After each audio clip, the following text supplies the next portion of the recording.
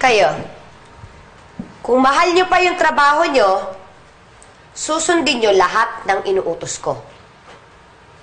Walang papansin sa inyo kay Catherine. Maliwanag?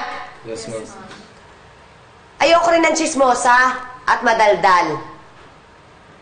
Kung sino man ang sumuway sa inyo, ipapa-blacklist ko sa agency nyo. Nagkakaintindihan? Yes, ma'am. Yes, ma'am. Bumalik na kayo sa trabaho nyo. Wow!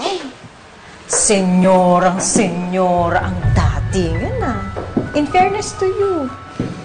At hindi lang yun. Magaling ka pa, may ibubuga ka pa sa pag-arte.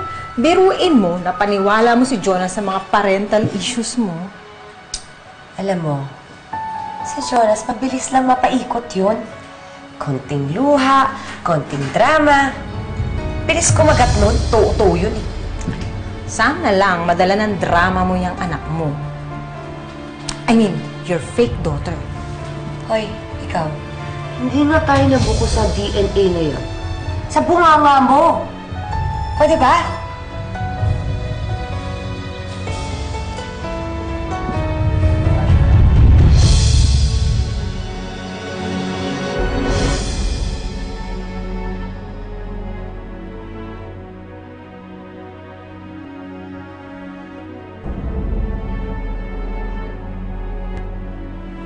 Hindi ikaw ang biological mom ni Catherine. Eh, sino? Huwag mo nang tinatanong yan. Asikasuhin mo na lang yan. Malilintikan tayong dalawa. Eto na. Tapos na. Ipiprint ko na lang.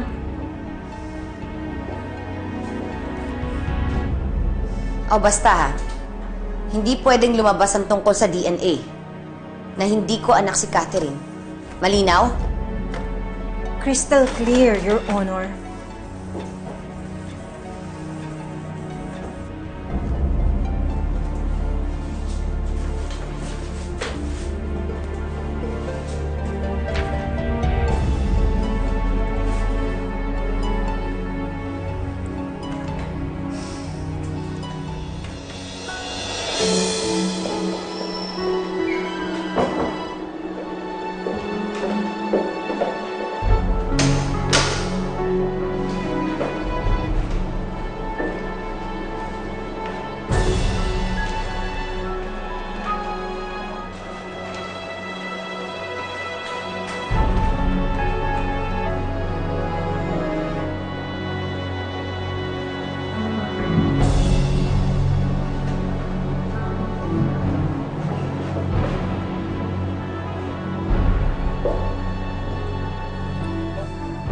Huwag na huwag mong babanggitin ang tungkol sa DNA test na to.